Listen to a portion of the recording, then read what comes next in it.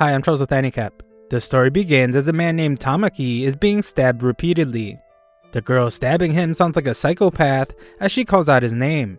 Her knife begins to glow and Tamaki loses his life. Soon after, Tamaki is shocked to see that he is somehow still alive as he wakes up to find some kind of green monster talking to him. It gives him the name Gabaru and it force feeds him meal. They all feast on the bugs and Ro is the first of them to venture outside. Just like before, this world has one sun and a blue sky, but it has some pretty ugly birds.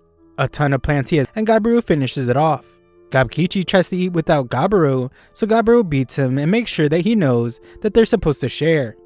After demonstrating the nature of their relationship to Gabkichi, Gabaru tries to see if he can use the rabbit's horn as a weapon. Just then, he gets a strange vision that says Gabaru obtained the small creature's horn. Gabaru has no clue what that was, but she is overwhelmed with emotion as he eats. Gabaru would just like for him to eat or cry, but not both.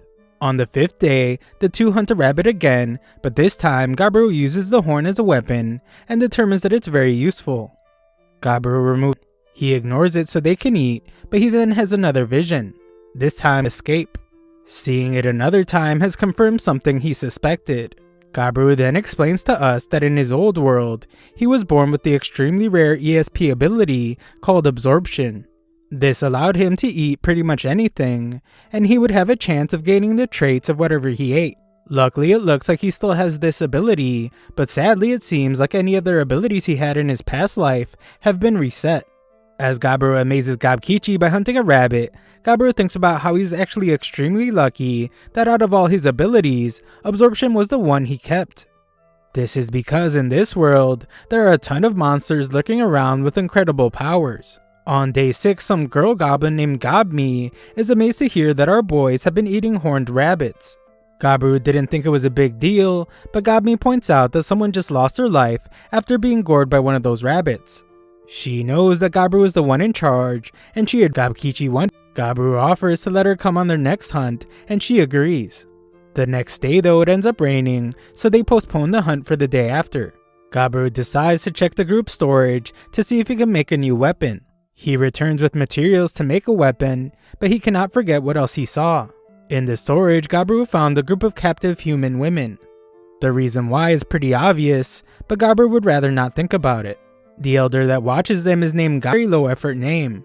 The man is impressed with Gabaru and explains that he might level up faster than the others. Gabaru doesn't understand what he means by levels. Gabji explains that once he reaches level 100, Gabaru will be able to evolve into a more advanced life form. Gabji doubts that he will be able to though, since it's pretty rare. It turns out that goblins age very quickly, so this old geezer is just 20 years old. Gabji explains that the others will be returning soon, so Gabaru and they made the mistake of trying to go into a cave. Their teamwork shines once again though, as Gabaru has Gabkichi protect them with the shield, so he can use Evil Eye on the attacking bats. This stuns them so they can win the fight. They feast on the bats, and this gives Gabaru extra traits. They feast as always, but we see that some other goblins starve as they watch them. That night, some of the other goblins surround Gabaru as he sleeps. This allows him to sense that the others are trying to attack him, so Gabaru beats up all 6 of them. One of them is hurt more than the others, so Gabaru realizes that he might not have adjusted his venom correctly since he was in a rush. He plans to teach the rest of them a lesson, but Gabmi is even more upset. She starts choking one of them out, so Gabaru tries to calm her down. On day 13, our group takes on a much bigger monster. Gabkichi gets knocked back, so the clever Gabmi disarms the orc. Gabaru breaks its leg and tells the others that he will take it from there, so they watch as Gabaru slaughters it. Feasting on the orc grants Gabaru the ability. They train hard, and Gabaru is shocked when he accidentally walks in on Gabmi. On day 17, all the human women that were captive took their own life, and Gabaru had a quiet memorial for them with Gabji. We then move on to day 24, and Gabaru is training the other goblins. In the meantime, he had also been eating every promising enemy he could find, and learned a lot of new abilities. Just then, another group of goblins begins approaching. Gabaru prepares to protect everyone against them, but Gabji stops him and explains that they are their raiders. Gabaru is then shocked to hear that they are also the fathers of Gabaru's generation of goblins. The raiders have captured another group of human women, and the evil goblins are glad since their last batch took their own lives. It turns out that goblin DNA is so strong that when they mate with other species, it still results in goblin children. Gabiru can understand the instinct to reproduce, but that doesn't mean he's okay with what's going on. He requests that he be the one to look after the human women, but this just upsets the raiders. Gabiru's generation of goblins is ready to stand up for him, but this just begins to divide the two groups. Just then, two goblin girls arrive to casually tell the two sides to stop getting themselves into a civil war. They are Hubsato and the mage Habse.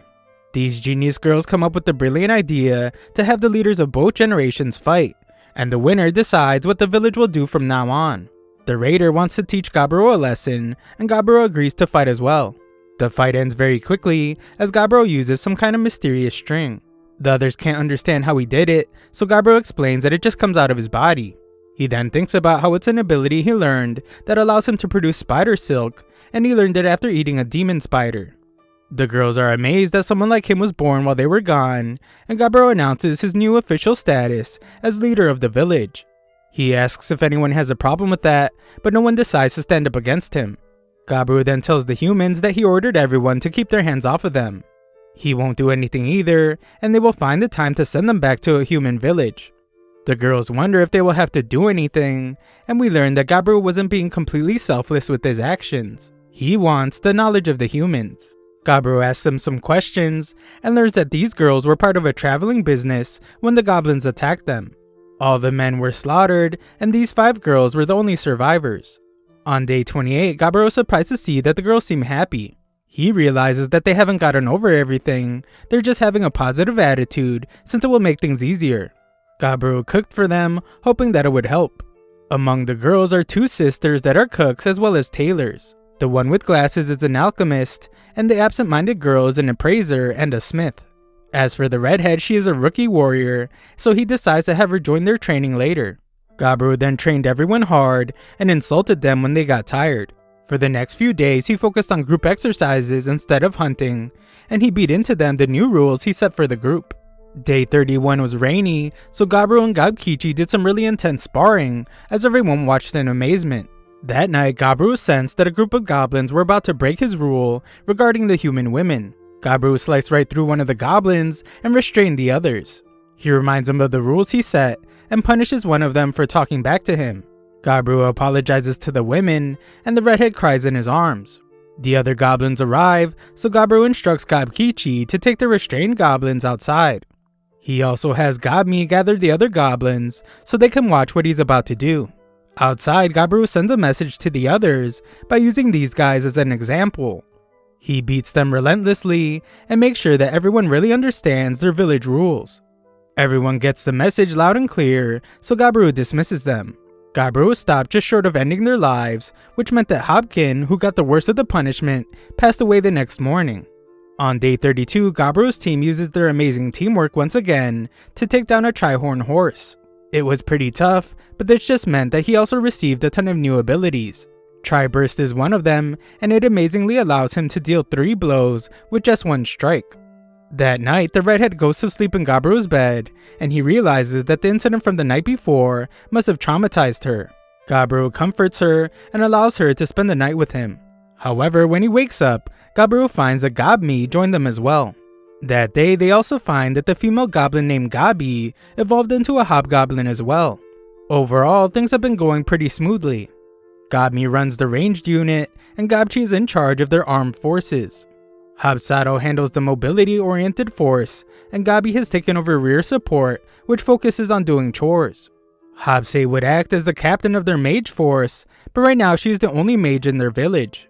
For the rest of this day, Gabiru leaves the training to the captains, so he could head deep into the forest to hunt a variety of prey.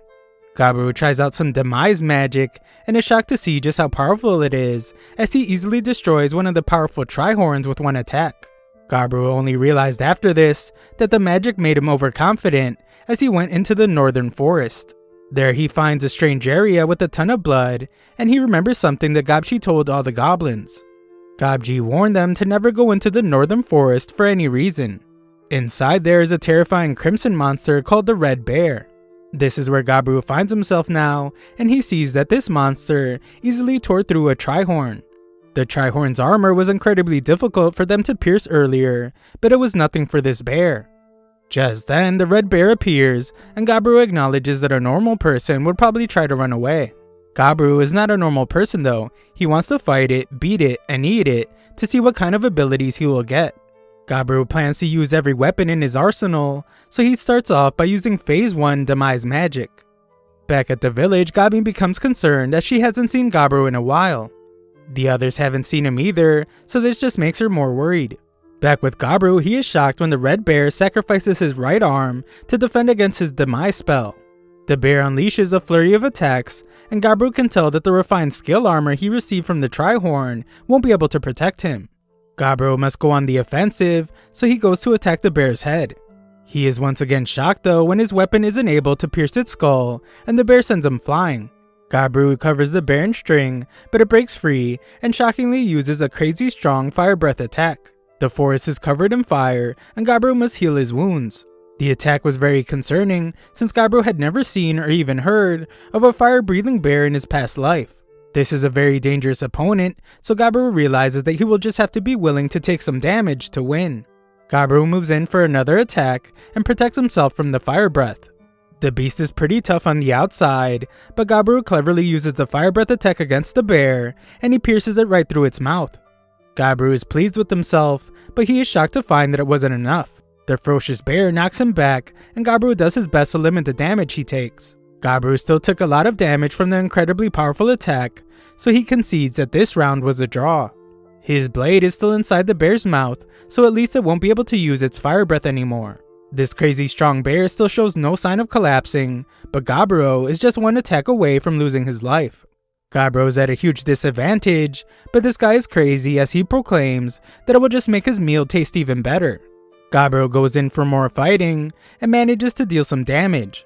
It's not enough, so he tells the bear that he wants to eat him already, and he moves in for another attack, but we see that he loses an arm. On day 34, Gabiru has finally won the crazy battle, but he barely survived. Gabiru finally gets to eat the bear, and he receives a ton of powerful traits. Among them are heavy damage and overpowering strength.